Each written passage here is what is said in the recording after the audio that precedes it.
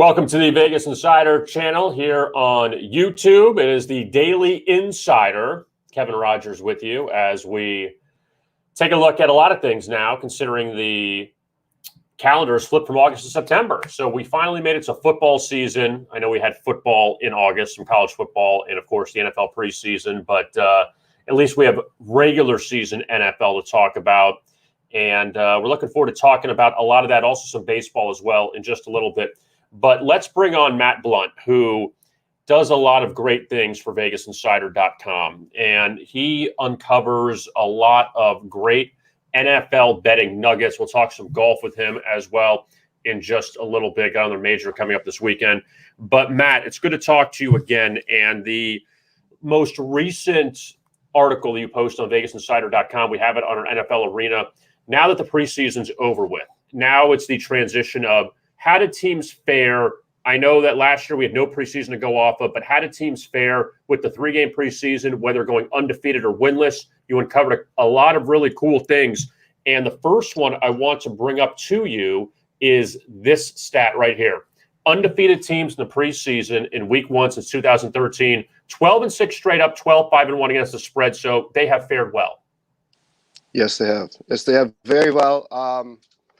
It's tough. I mean, it makes a lot of sense. I mean, you get the taste of winning. You're comfortable with your system. You're comfortable with what you've run so far, all across all levels of your depth chart. Hence, you've won the three preseason games this year. So everyone's comfortable with the system. Everyone knows their role, knows their position on the team, and it kind of just carries over. You can hit the ground running, so to speak, in week one. So a couple teams that you have that you've looked at. That fit that criteria. One of them, the Buffalo Bills, and they're playing Pittsburgh in week one. What'd you find out with the Bills as far as that situation? Well, the Bills, because they're the biggest chalk of this group at 6.5, I think, -6.5, -7, somewhere in there right now. I haven't checked the last little while, but undefeated teams that are favored by 4 or more in week one have gone perfect, 3-0 in that span. I found it interesting. It was Buffalo because long term this year, I actually do believe Buffalo and their lofty expectations are going to be a great ATS fade. They'll still be a very good team straight up and compete for a title and all that, but I think their spreads are going to be overinflated in general as the season goes on. But I think week one, we'll see it carry over to an ATS win simply because the expectations are there. And Pittsburgh, I'm not sure what to fully expect from them, and this backs it up, a Bills play. Now, what about the Denver Broncos that now Teddy Bridgewater's their quarterback, and they fit into a lot of good criteria for week one?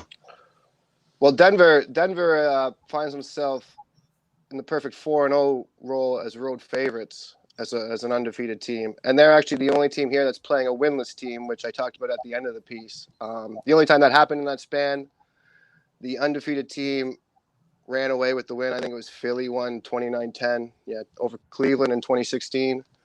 So I think Denver with their defense, with Teddy Bridgewater, and I mean he's got quite a reputation in betting markets already as just being a guy who covers spreads.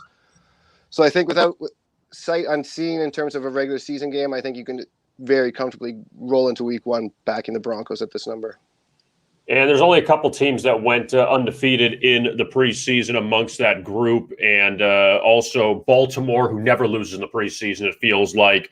The Jets, but they're not a favorite. They're a dog at Carolina. Also, you have Indianapolis and, like you mentioned, Denver. Now, as far as underdogs go that went undefeated, what are your thoughts on that?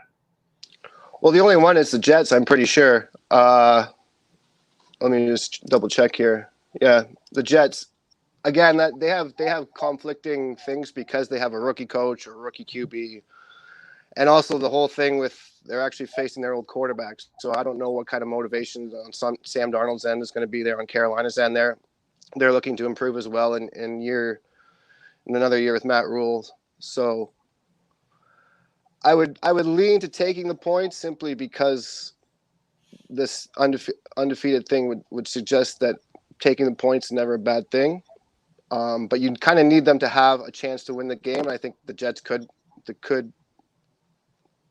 beat Carolina if things go well for them. So I would lean to the Jets, but I wouldn't be confident either way. I don't know what kind of motivation there is, and I do like to try and get in the heads of the athletes, and I think Darnold will.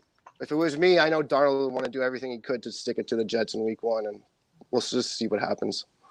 Now, Matt, when you talked about earlier in the summer about the rookie head coaches and how they fared in week 1, and you have a rookie head coach, like you mentioned, rookie quarterback in Zach Wilson, how do you make that decision as far as from a handicapping standpoint that the numbers aren't great as far as rookie head coaches, but then you see what the Jets did and they overachieved in the preseason and the numbers tell you something else? So how do you pick out which one fits better?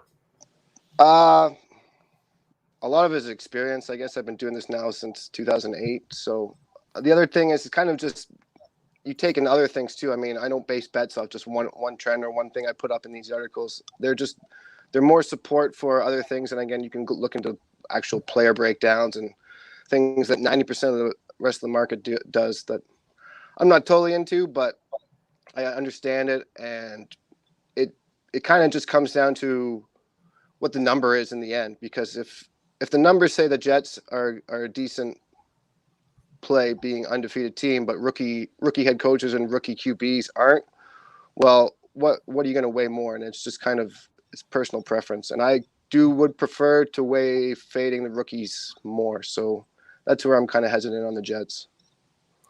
Let's take a look now at the other trend, Matt. Winless teams in the preseason. That's an amazing number. 3-12 straight up since 2013 in week 1. And in this span, the teams that we're looking at here, Green Bay is one of them. I know they kind of packed it and Aaron Rodgers didn't play. And now Green Bay has an issue because you don't know where that game is going to be against New Orleans. It could be in Dallas coming up in week 1 due to Hurricane Ida. But also the Rams are in that class, and the Rams face Andy Dalton and the Bears on Sunday night. Atlanta as well. They take on Philadelphia. That almost cancels each other out because Atlanta and Philly both went winless in the preseason. But do you look at fading maybe a team like the Rams, for instance, against Chicago because of this? Or do you say, you know what, it's no big deal. McVay knew what he was doing, and they'll be fine for week 1? Well, the thing about the benching the quarterbacks with Rodgers and McVay and the Rams and stuff is that it happens every year. So I kind of it doesn't influence me one way or the other. Like these numbers are irregardless of who's played or who not, or who didn't play in the preseason. So Green Bay game, again, with the location and everything, I'm not probably going to touch it for the most part. The Rams, I mean, I talked about how much I dislike Andy Dalton last week. So if it wasn't the Bears, I'd be more inclined to fade the Rams, and it's a big number, so I still kind of would lean to taking the points with Chicago. But my personal bias against Dalton is makes it tough to pull the trigger.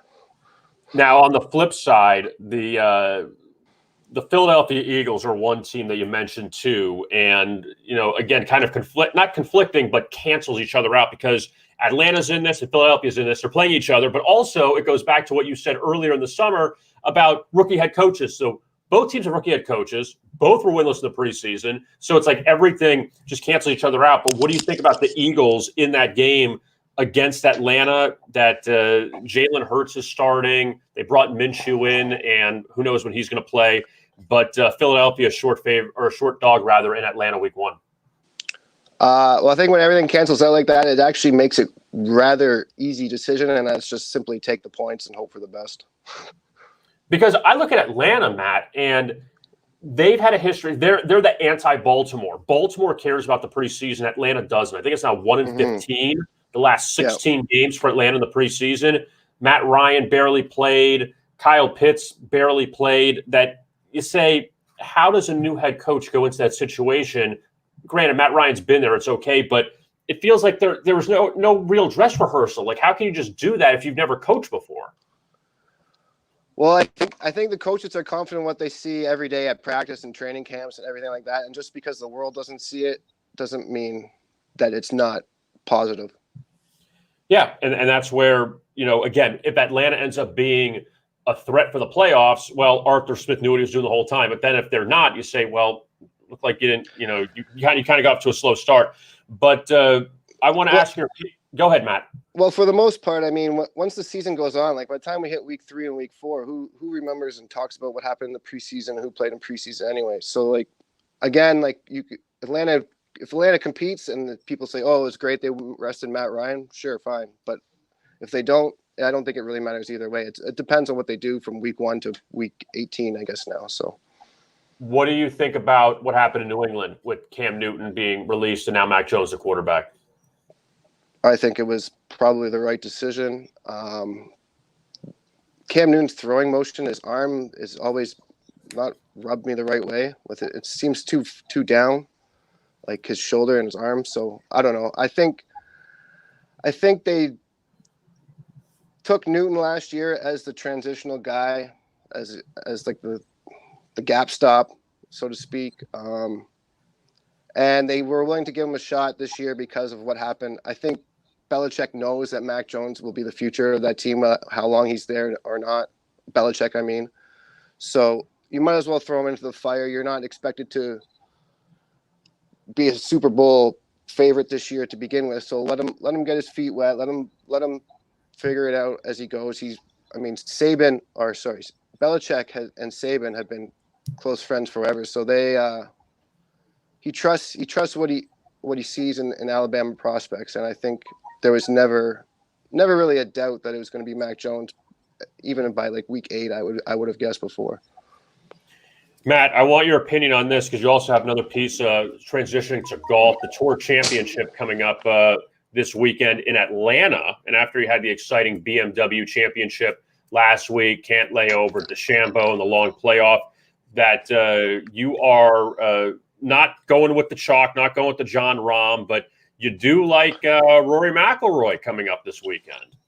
Yeah, I saw a lot of good things from Rory on the weekend. I know a couple weeks ago he said he was burnt out, and that got a lot. Even I kind of fell into that trap. But guys this has been such a long tour years, considering they started in late September with those two fall majors that got pushed back. Usually the October, November is just basically, I call it the silly season, where all the top names maybe play once or twice. That wasn't the case this year, so I would guess a lot of them are fatigued. And Rory just come out and saying that kind of put him in the spotlight and put him in like the fade role for everyone. I think he's kind of still there in the market's perspective for the most part. They saw everyone loves what Cantlay did this past week. Even Bryson putted phenomenally as well. But Rory's just consistently grinding his way to improving his game, and he said as much in the last year or so. He tried chasing distance. He went back to his old swing. He took some time off. To me, he's at a very good place mentally. And when the stakes are as high as they are, $15 million, I know I'm not betting with the strokes, the starting strokes with Rory's selection here, but I think with the stakes as high as they are, you want guys that are comfortable in their own skin at this point. What do you think about DeChambeau this week after he lost that tough one last week? How do you think he fares?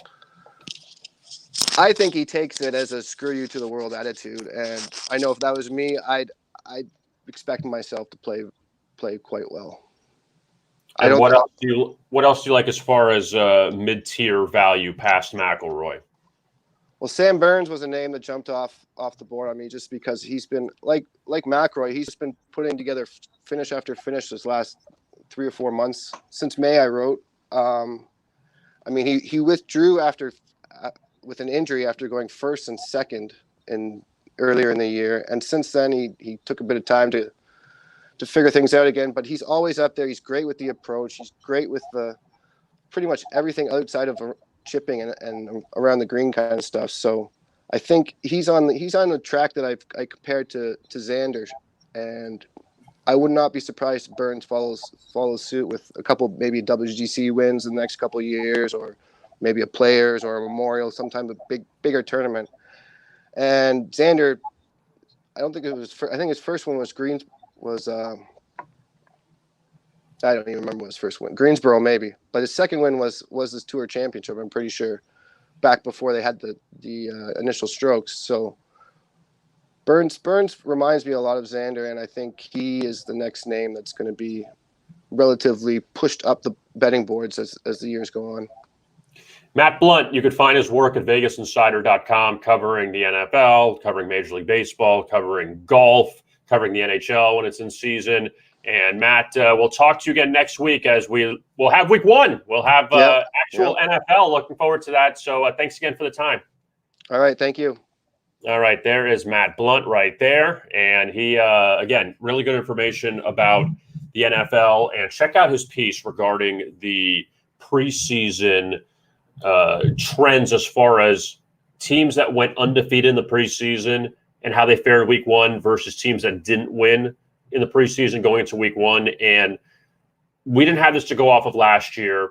It was only 3 games this year, but there is a sample size there. And teams that do well in the preseason do well in week one. And I agree with Matt that in 3 or 4 weeks, no one's going to remember what happened in the preseason. But as far as taking it from now into week one, there is something there with some of these teams. And, the most interesting one is the Jets, because of Saleh, the rookie head coach, Zach Wilson. They go on the road to Carolina. They face old teammate Sam Darnold, and the Jets also did well in the preseason. So do you fade the rookie head coach and quarterback, or do you take them because they went undefeated? So there's a lot there, but also the Jets are getting points, and Carolina didn't lay points a lot last season. And look, they have a star Christian McCaffrey at running back, but they're still trying to figure out the quarterback situation. So we'll see how that goes. All right, our thanks to Matt Blunt there. Let's talk some baseball. Let's look ahead to today's action, and we have a doubleheader beginning at 1 o'clock in Cincinnati. It's the Reds and the Cardinals. They got washed out last night. St. Louis won the opener of that series 3-1 back on, Monday?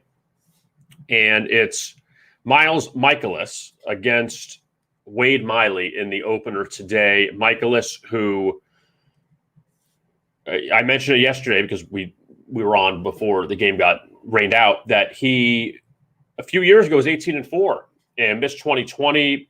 He wasn't great in 2019.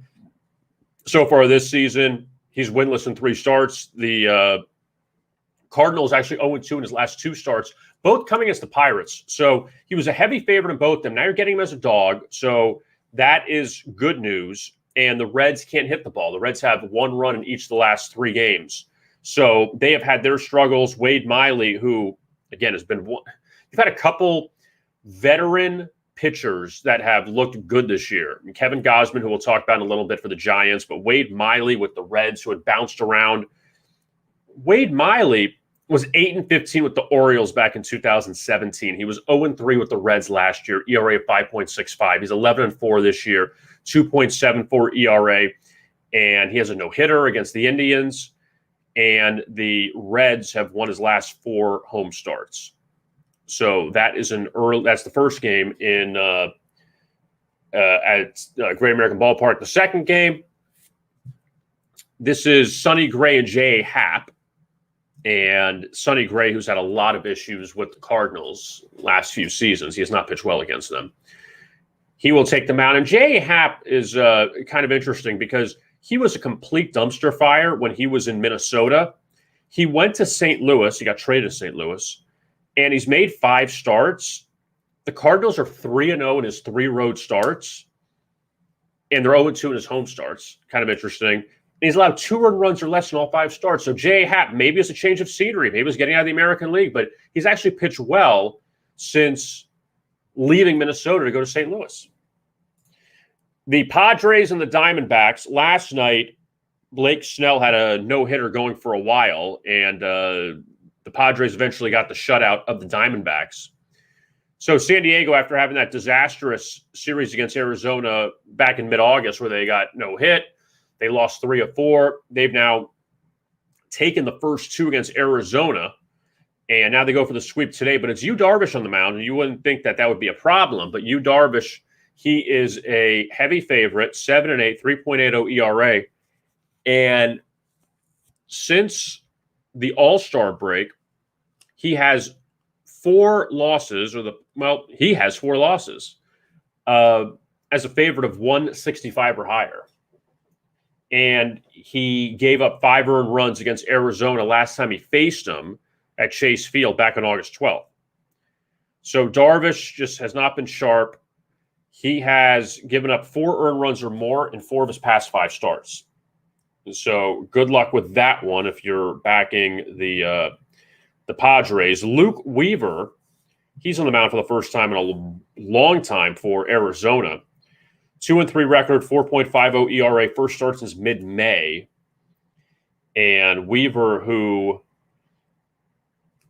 was good a few years ago in St. Louis, but he was 1-9 last year.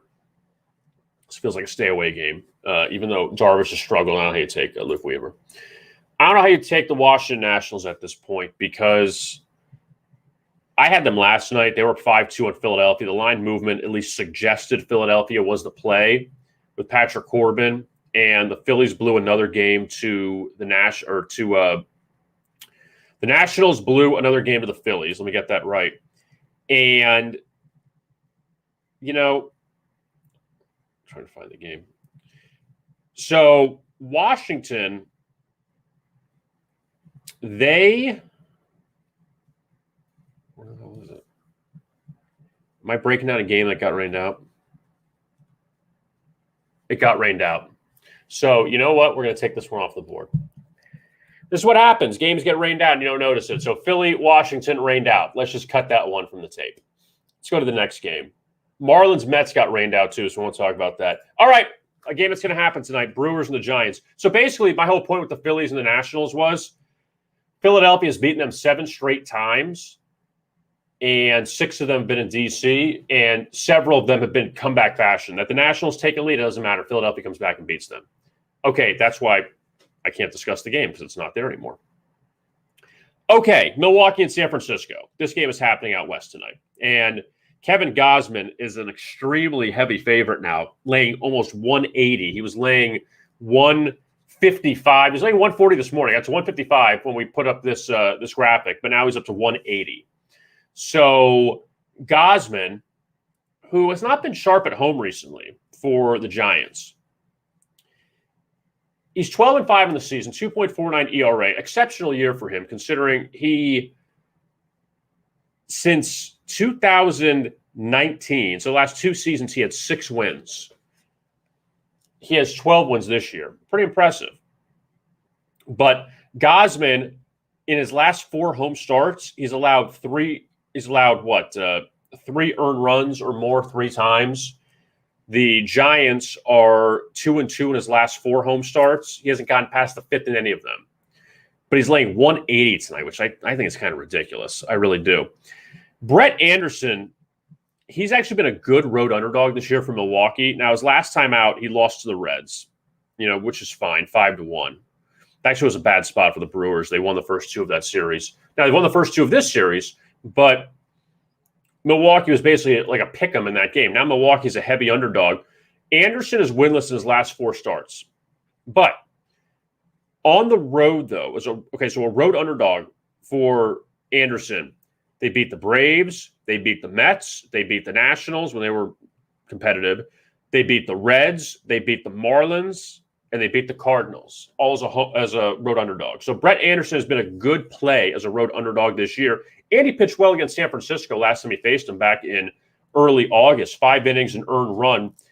Brewers were up 4-2 in that game. Giants came back and beat them 5-4, but Anderson had success against them in that game. And San Francisco's offense has scored 3 runs the last 3 games, all losses. So they have not really been that sharp, but that number has jumped. I still like Milwaukee in that game. The Braves and Dodgers meet in Los Angeles tonight at Chavez Ravine. And it's the Maxes going on the mound. The battle of the Maxes, Max Fried and Max Scherzer. And, well, first of all, with Max Scherzer, he will not win the Cy Young this year, but he's got really good numbers. 12-4, 2.51 ERA, 188 strikeouts. Since joining the Dodgers, LA is 5-0 in his 5 starts. So I guess he makes a difference, doesn't he, in that rotation? And he faces Atlanta. And his numbers this year against the Braves, he only saw them 1 time when he was with the Nationals. And that was back on opening day. I remember that game. That's right. So this was the game that Max Scherzer allowed 4 home runs, 4 solo homers to the Braves. Atlanta was up 4-2. They ended up losing that game 6-5. And that was the game that Ronald Acuna Jr. had 2 home runs. Freddie Freeman had a home run. And Atlanta just couldn't hold off Washington. So Scherzer gave up 4 home runs in that game. He obviously hasn't given up 4 in a game since. But he now faces Atlanta again, and we'll see if Ozzie Albies, if he's going to play or not, because he got hurt last night. And for Max Fried, he's actually turning back into the young ace of this staff. The Braves have won his last 5 starts. He struggled to start the season. And even though he gave up 4 runs his last time out against the Giants, 6-5 win, Atlanta's won his last, 3 road starts. Dodgers won the first 2 of the series. Braves could be worth a look tonight. I really think so. Scherzer's been good. He's been really good. Fried's been good too.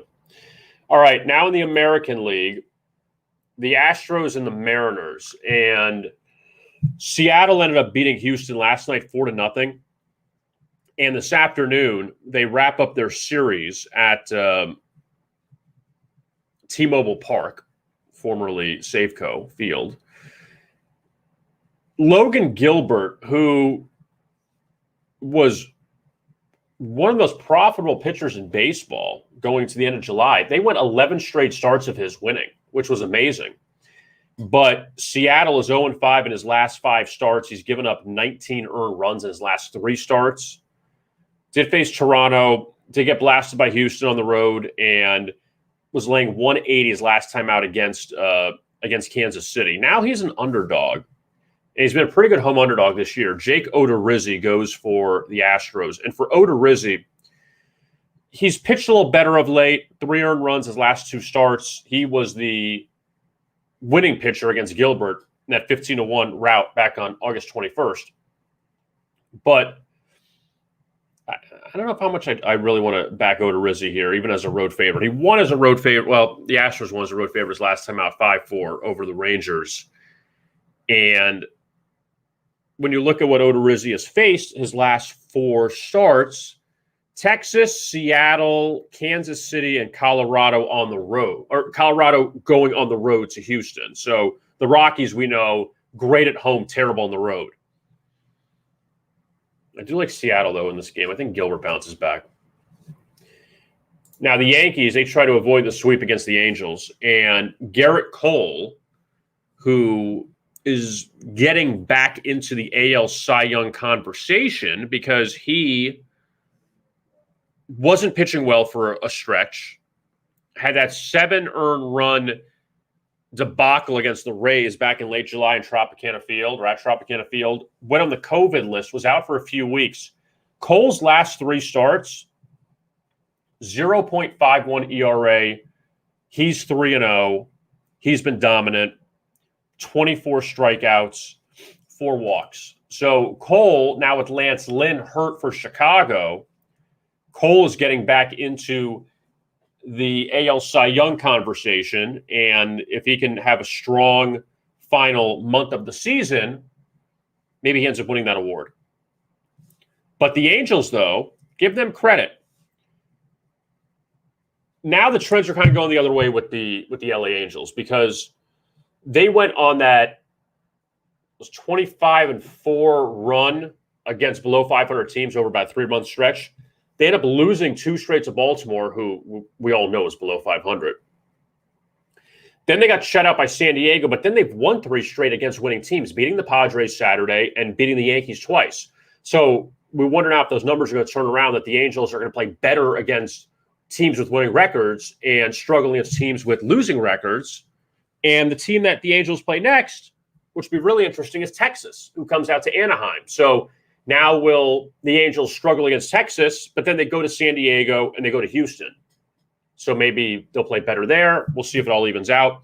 But the Angels have gone on now a 6-1 overrun the last 7 games, and they've cashed as a heavy, heavy underdog the last 2 games, even though Shohei Ohtani has not pitched in those games. But today it's Packy Naughton. I mean, when you think of great Angels pitchers, he's right up there. The Orioles actually won a game last night, so we congratulate them. They beat the Blue Jays. So they're up to 41 wins on the season. It was a pretty heavy dog, plus 265, 4-2 over Toronto, and now the Dark Knight on the mound this evening in the under the dome in Toronto. So Matt Harvey at 6-14, 6.18 ERA. He is winless in his last 5 starts. He went on a nice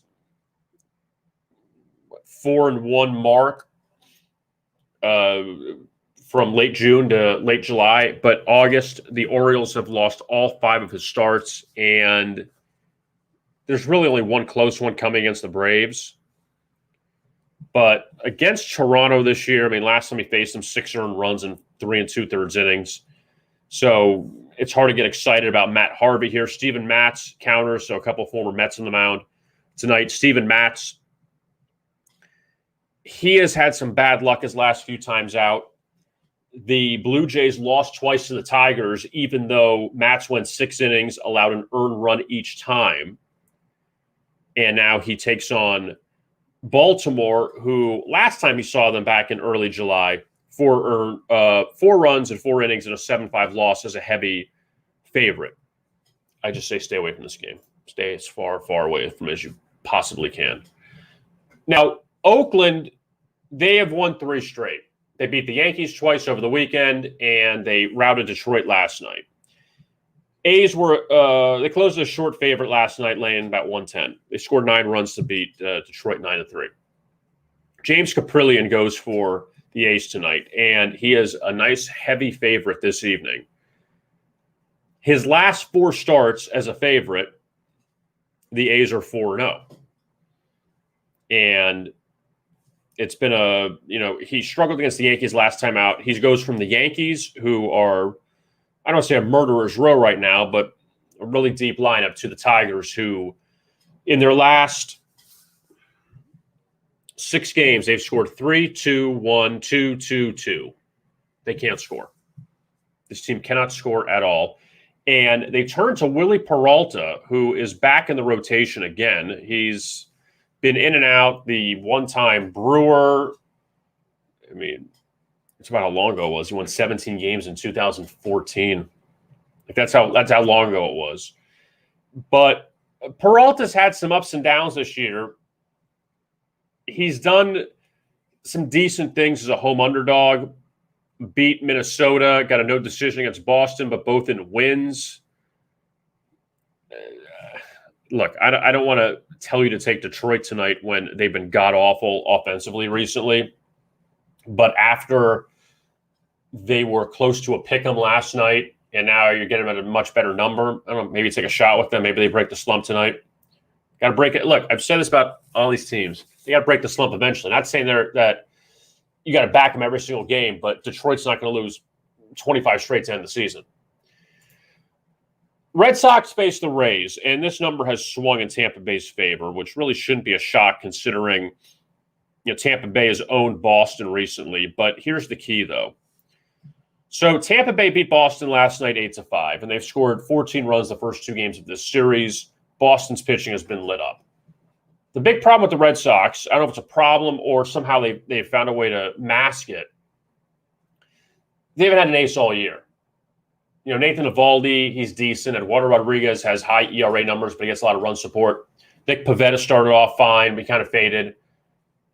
The Red Sox finally got Chris Sale back. And when you get a guy that's a Cy Young type pitcher who's been out all year, now he's back, it's going to make your rotation a little bit better.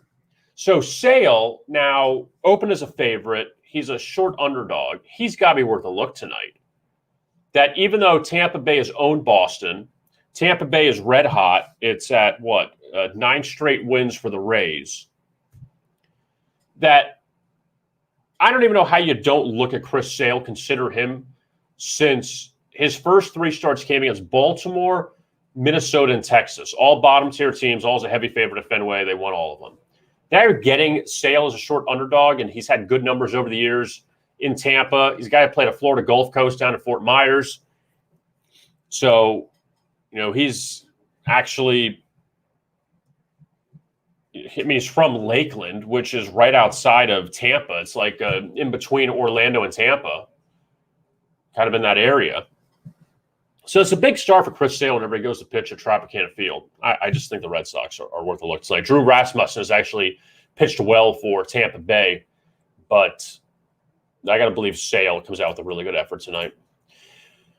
Kansas City and Cleveland. This game was kind of a dud last night. The Indians behind Zach Plesac, who, again, can look really, really good or just look really mediocre. That's the way I feel about him. And he pitched really, really well last night for the Indians, and they're back above 500 again.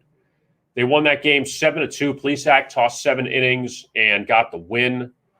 And the Royals, I guess expectedly, after a pretty good road trip, they kind of fell flat there. And Logan Allen takes the mound for Cleveland tonight. And Allen doesn't have great numbers in the season, but coming off a 6-inning, 1 earned run effort against Boston. That was a game in which the Indians led 3-1, and the Red Sox came back and scored 3 in the 8th to win 4-3, so it wasn't Allen's fault. But Allen is winless since April. And Jackson Kowar, that's the way you pronounce his name, former Florida Gator, he goes for the Royals tonight. He's 0-2, ERA of 18. 4 earned runs he's allowed in 2 of his starts. His longest start is 3 innings. So really a tough guy to back here. Still trying to figure it out at the major league level. Now let's go to our 3 interleague games. And, look, you throw all the record books out when the Rockies and Rangers play, don't you? So Texas has won the first 2 games of this series against Colorado. And the Rockies last night, I had some good numbers on them, and it's just unfortunate it didn't work out. The Rockies were 8-0 in Austin Gomber's 8 starts this year after they lost his last start. They lost the Cubs his last start. But Gomber has not been good on the road, has been much better at home. Colorado dug themselves a bit of a hole, but they got it to 4-3 in the 8th. And they had 2 runners on. Charlie Blackmon got out. CJ Cron got out. And again, that's a killer. That you have that part of the lineup up and they can't drive in the runs. Colorado had chances to tie that game, and they just couldn't do it. So a couple 4-3 wins for Texas so far in the series, and the Rangers have won 3 straight. So they're playing better. And not to like pump up Texas, but they're going on this road trip where they play the Angels, who – again, I wonder if they're going backwards with that, record against losing teams that they struggled against Baltimore a few times. And then Texas goes to Arizona. So the Rangers actually have a shot here for a few victories over the next, 5-6 days, week or so before they go to Oakland. But the Rockies send out Kyle Freeland today, who actually has been pretty good for Colorado since the beginning of August. The Rockies are 5-0 in his 5 starts. That's pretty good. They beat the Dodgers his last time out as a heavy dog.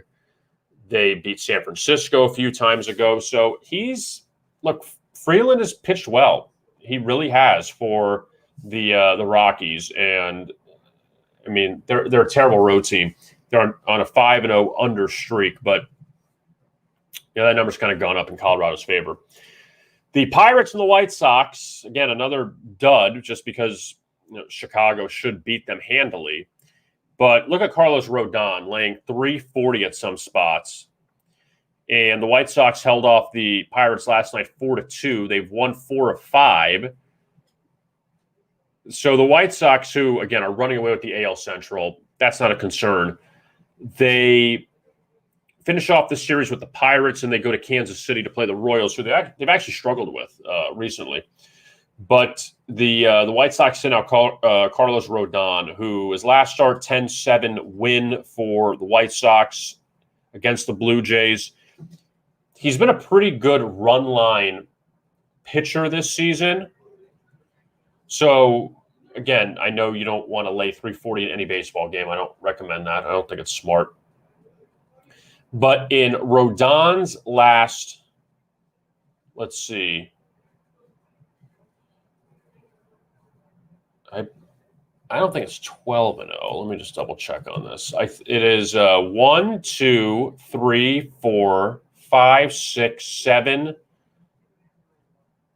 8, 9, 10. Yeah, it is 12-0 this season. Rodon is on the run line. So in Chicago's 12 wins with Rodon on the mound, they've won each time on the run line. So if you feel confident in taking the White Sox today, you might as well run line it, because usually with Rodon, they win by 2 or more runs. The final game of the night, Cubs and Twins, and Chicago won this game last night at Minnesota. They beat the Twins 3-1. Good victory for the Cubs. We know they're pretty much cooked at this point, but they're 4-3 their last 7 after getting swept by the Royals. That's not terrible. I mean, you got to take whatever you can get. We know the Cubs lineup is pretty bad right now. And just a tough loss for the Twins. I don't mean tough as far as feel bad for them, but just how do you lose this game? Minnesota, who, again, is out of it. They were playing better. They were coming off that makeup win over Detroit a few days ago, but scored 1 run last night against the Cubs. I mean, that's kind of inexcusable. So for the Twins, it's Joe Ryan, and Justin Steele goes for the Cubs. Steele, his 3 starts he's made, he's given up a grand total of 9 earned runs, and he's been a dog in all these games. But now he's facing the Twins, and Joe Ryan, who is making his major league debut here for the Twins. I wouldn't run to the window for the Cubs, but at the same time, Chicago, they're playing a little more confidence. Not a lot, but a little bit. So that's a look at Major League Baseball for tonight. College football tomorrow. We have several games. We'll look at those tomorrow. Kyle Hunter. No, he's joining us on Friday, Kyle Hunter, on the live stream. And we'll talk college football with him. He does a very good job with college football. So that is coming up Friday. And we'll talk a lot of college football tomorrow, looking ahead to week 1. You have UAB Jacksonville State tonight. We'll review that tomorrow. But you have a lot of college football on Thursday. UCF, Boise State, Ohio State, Minnesota amongst those games. So we're looking forward to talking about that. I am Kevin Rogers, and again, thank you so much for watching today's edition of the Daily Insider. And if you came in late, you can catch it on our YouTube channel at Vegas Insider. Also, you can find it on the homepage of vegasinsider.com. Just look for the Daily Insider, and you'll see the picture there below the main story on the homepage, and it'll be up pretty much all day. So in case you missed it, you can always go back there and check out the replay. I am Kevin Rogers. Thank you so much for watching today's edition of the Daily Insider, and we'll talk to you again tomorrow right here at vegasinsider.com.